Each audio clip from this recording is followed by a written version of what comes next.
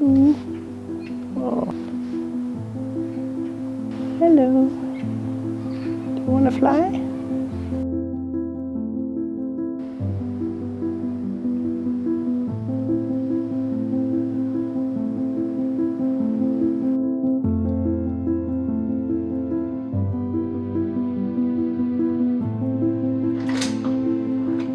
My name is Helle and I'm 60 years old and I've been living in Gellerup for 52 years.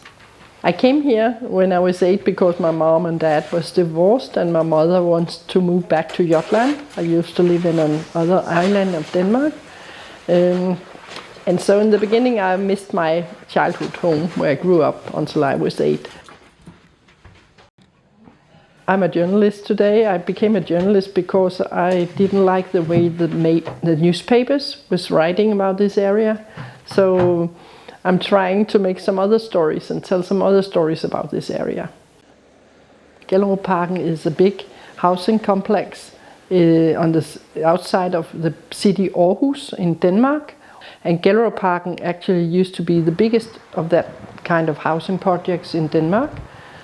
But because we have had some demolishing of some of the blocks, we are not the biggest anymore.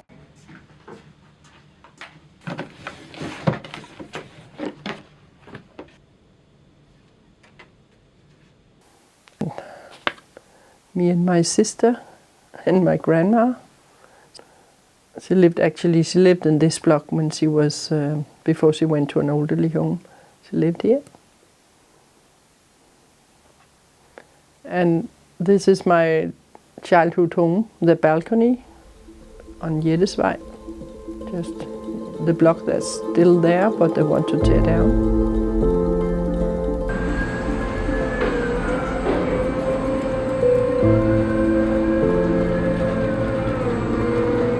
The name ghetto comes mostly, I think, from when we watch American movies and we see the gangster movies from Chicago and Los Angeles and so. But in Denmark it's more like foreign people, mostly Muslim people living in the area they call ghetto. In Aarhus, the municipality decided to tear down 1,000 apartments in this part of the city. And they started in Gellerup and they were going to tear down 400 apartments, and they started to demolish them a year and a half ago, the first block, and then the last of the 3 blocks was demolished this spring. The ghetto law, they made it in 2018, and it was like for all the areas like Gellerup in Denmark, they were going to do some changes. In Gellerup, the local politician wanted to tear down houses, and so now it's like an open field now, and they want to make some new housing, private housing. All the new buildings being built are not non-profit housing.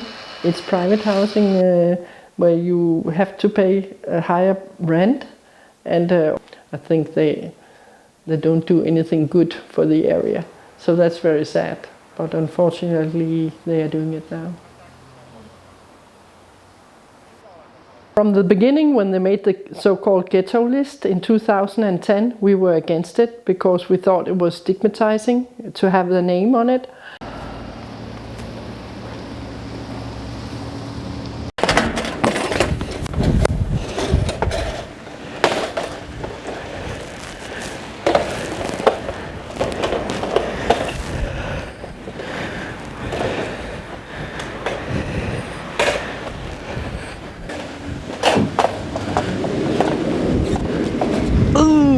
Danish weather.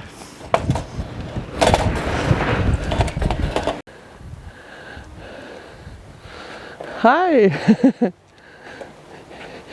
I skulle lige have været, vi havde åbent af vores nye hus deroppe i dag.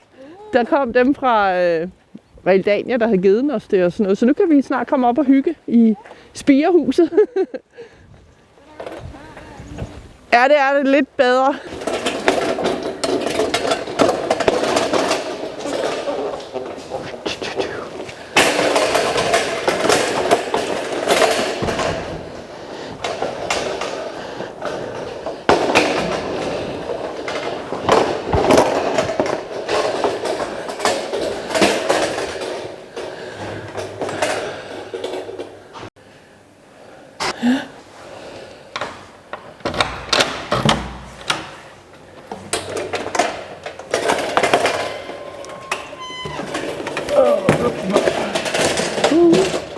have to take a grab. Lige pludselig så får jeg kigget. Og så jeg sidder op ved dig, og jeg prøver at få fat på Lars, som har en ekstra nøgle, og han tager ikke telefonen, og så siger du så, Elsebeth?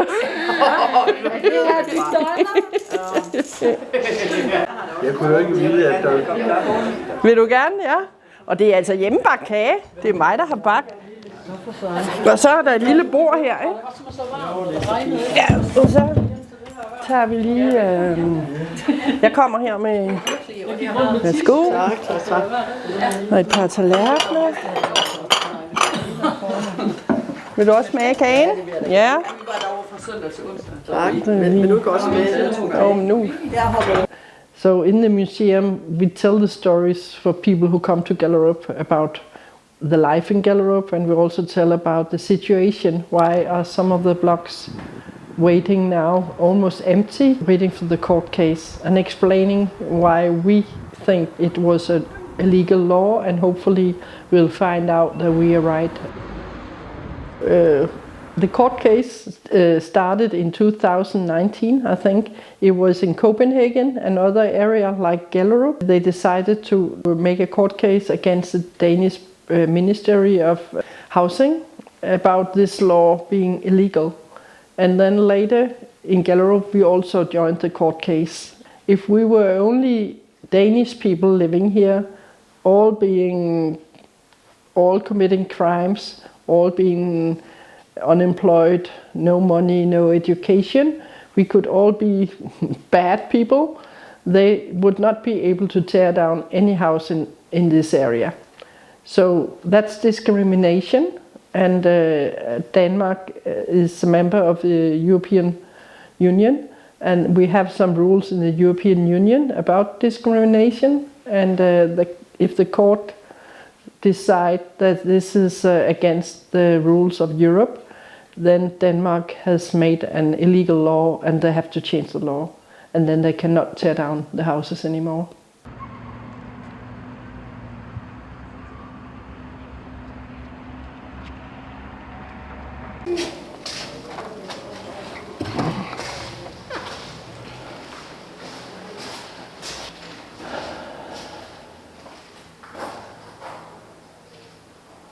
Here you see the pictures of the family who's still left in this block. It's Kaula and her husband and 3 sons, and they still live in this block. They've been here for 2 years alone now, and they are from Palestine originally, and they also lived in another block before they had to move here. So they hope they're going to win the court case because they would like to stay here. And so we also have had different activities, like we have had demonstrations. We had also, in old Denmark, we collected 50,000 signatures, and so we had to take the ghetto plan was again in the parliament, but the parliament kept on saying we want to do it. We had an election. We have to write to vote yes or no against the plan, and a majority, not a big one, but a majority of the population said no for the eviction and tearing down the houses. But sadly, it wasn't the vote that counted, because it just made another vote another place, and then they said you have to do it anyway.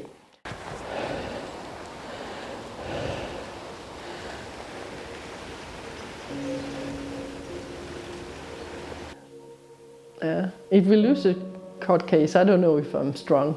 I might be very disillusioned, and I'll say I lost my belief in our democracy.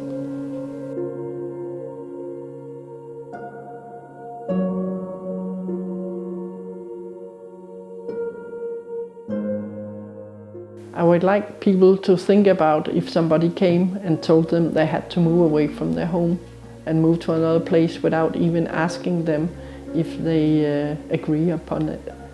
That is, I think, kind of a human right to have your own home and being able to live where you would like to live.